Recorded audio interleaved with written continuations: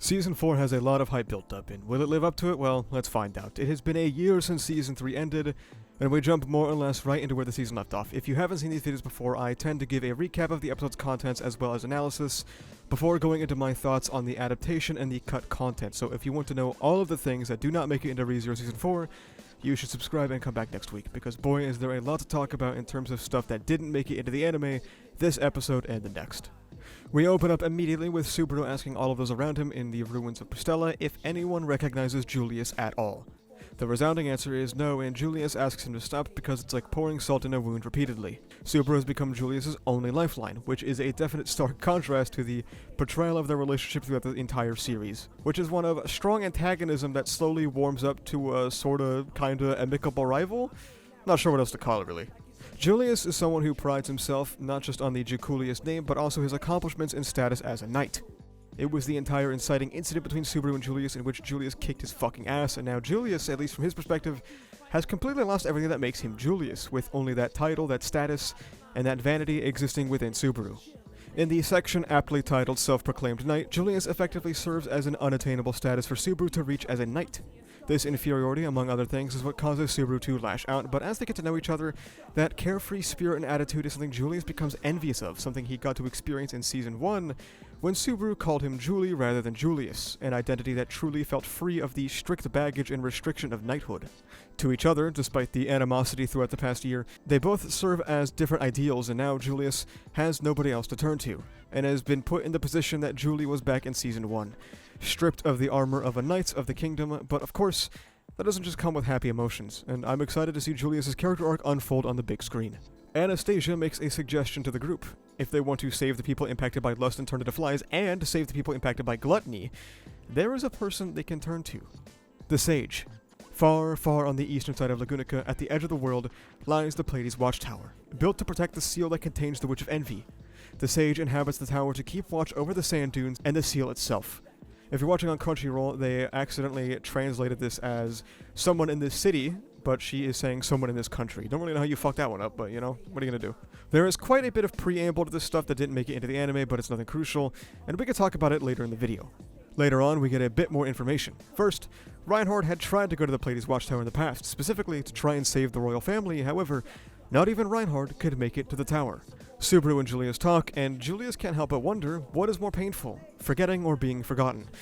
This pushes Subaru's buttons in particular, considering some people he truly loves are forgotten, and considering that he himself has been forgotten due to the nature of return by death. He internally considers Gluttony's power to be the worst and most loathsome ability in the world, and Subaru yells to stop ranking suffering. Anime fans could learn a thing or two from that. He tells Julius that even if nobody else remembers, he knows how strong Julius is, which I thought was a very touching moment. Then we get kind of a fucking bombshell. There was suspicion thrown on Anastasia last arc because of Aldebaran and Priscilla, but Subaru really follows up on it, asking who she truly is, and well, she's Echidna. Yeah, you know, Subaru's not really happy about that. The name Echidna carries a lot of fear and weight. Names sure do mean a lot, huh? Let's keep that in mind for now. We do learn that this Echidna, dubbed Aridna or Foxdona, most novel readers call her Aridna, is a largely different entity from the Echidna we know. After a bit of discussion, Subaru decides to tentatively trust that Aridna means them no harm, and he asks her to not tell Julius about any of this because surely we don't need his life getting worse right now. Anastasia fostering an Echidna variant is a crazy big bombshell. Did it surprise you? What did you think about it? Let me know in the comments below. When we arrive at the Roswell Manor, we get to see, well, Roswell again. We meet with some familiar faces again before going to get Meili from the prison underground. I should say that there is a lot cut from this section, ranging from not that significant to, well, pretty significant. We establish the final incarnation of what I will call the Pleiades party. Subaru, Betty, Emilia, Ram, Meili, Anastasia, Julius, and Rem, I guess. Meili is afraid of Mother finding her, whatever that means. Unfortunately, all prior mentions of Mother were cut from the anime, so I do believe this is the first reference. Correct me if I'm wrong, though. We then cut to Gorgeous Tiger Reloaded, in which Garfield, still in Pristella, gets some great emotional closure with his mom. Why the fuck is her house so big?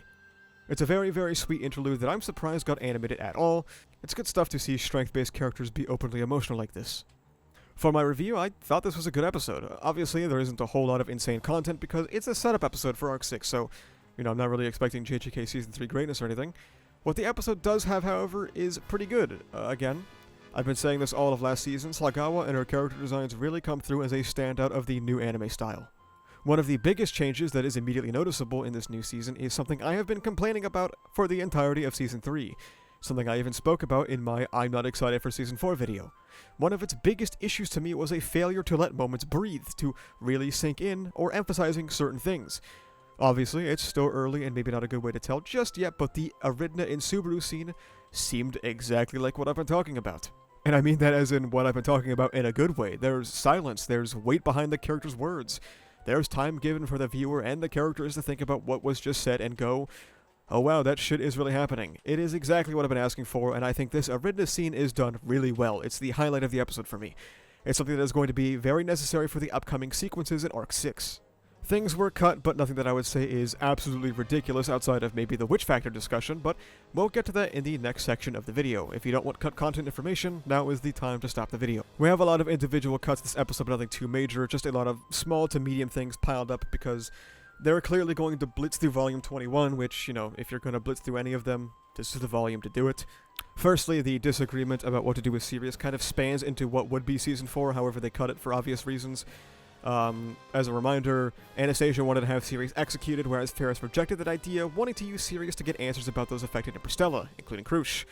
There's some good characterization cut from Ferris here, who was absolutely suffering due to his lack of ability to actually do anything to heal the people impacted by lust and gluttony. Unfortunately, cut content and Ferris go together like peas in a pod at this point. Because that part is cut, we also lose some of Subaru's thought process on how to save the victims of Pristella, including his final option. He thinks to himself that if nothing else works, his last plan is to find Lust and kill her to steal her witch factor so that he can save them. This is of course a direct follow-up to a cut from Season 3, where Subaru has already taken in the greed factor from Regulus, so that's probably why they cut this, since it wouldn't make much sense for him to assume he can take in more factors. In the scene where Subaru finds out about Aridna, and he hears that Priscilla had pointed out her difference in identity, Subaru thinks about the Priscilla camp. He thinks about Priscilla and Aldebaran. Specifically, he thinks that Priscilla is pretty unreadable. However, he also says that Aldebaran's secrecy had gone much too far this time, and that he probably knew far, far more than he was letting on, but he knows that confronting him would be useless. Things like this were also cut in Season 3, where Subaru felt distrustful of Aldebaran and really wanted to question him more on the things he didn't know. A very small cut is that when they're at the Roswell Manor, we learn about a white whale slaying ceremony, and that's the last time that all of these people that we see at the Roswell Manor were together. Nothing really major though. That's about it. A cut that I think is pretty moderate is that while talking to Roswell, in the novels he is much more antagonistic. In fact, in the anime, I don't think he's very antagonistic at all. In the novels, he's pressing Julius's buttons about his motivation to save those in Pristella. It's after Julius talks about how he wants to save the victims of gluttony. Roswell tells him it's okay to prioritize himself, putting him in a very awkward position. He's like, oh, come on, Julius, you don't gotta lie to me, you know, you're big bro Roswell, you can just say it. And then he starts talking shit to Amelia about Subaru wanting to take Rem to the tower to save her, saying that Rem will end up replacing Amelia in Subaru's heart. Emilia, however, rebukes this and says that she will just have to work twice as hard for Subaru's attention. It's a cute scene. Roswell's a fucking bastard, and I really like seeing him be a bastard, so I'm sad that it's gone. It's a good reminder that he's he's still like that. When they go downstairs to the prison to talk to Maylee, we stay behind in the novels with Betty and Roswell. Firstly, Roswell was a woman in a past life, big if true. Secondly, there is an explicit discussion between Roswell and Betty about witch factors here, which is probably cut because they cut Subaru getting the greed factor again. Roswell mentions that Subaru should now be in possession of another one with Regulus's death. Betty wants to reject that notion, but even she knows it to be true. She ends the conversation stating that Betty will not let Subaru do any more than this, and that because Betty belongs to Subaru, Subaru will remain Subaru, implying that there are potentially some sinister implications when it comes to Subaru absorbing more witch factors. A couple more small cuts, one where Subaru meets up with Frederica. He thinks about Garfield and Priscilla and goes, well, that's obviously his fucking mom. But he thinks that it isn't his place to bring it up to Frederica, so he just pieces out. Secondly, when talking to Maylee in the prison, he thinks about how he sees a bit of himself in her, a delinquent who winds up a shut-in and wants to better themselves. It's a wholesome dialogue. Our final cut is one that I'm putting at the end of the video because I think that it's the most likely to be re-implemented into the anime, so if you want to stop here, that's totally fair. It might come back up in a few episodes, who knows. Specifically, the prologue of Volume 21 is cut, in which Julius states that he is not the legitimate son of the Jaculius house. Alvaro Jaculius, the current head, is Julius's adoptive father. His real dad is Alvaro's younger brother, Klein. Klein died, so Alvaro took him in. It's a bit of a bombshell. Again, like we discussed earlier, Julius very much prides himself on his image, being a son of House Jaculius, a knight and a very pretty man and all that. Just some food for thought when discussing his character. Could be re-added, could not be. Overall, a good episode with largely inconsequential cuts. Did you guys like the episode? Let me know in the comments below, and make sure you come back next week for episode 2. Thank you so much for watching. If you like this video, make sure you subscribe for more. You can also check the description down below to become a member, which gives you benefits like early videos, membership badges, and cool custom emotes. You can join the Discord where we talk about ReZero, Kagurabachi, Jujutsu Kaisen, and all kind of stuff. Additionally, you can go to the channel store and pick up some awesome stickers made by our channel artist, so you can carry the power of Graphia with you on your water bottle. That's about it though. Thank you for watching. See ya.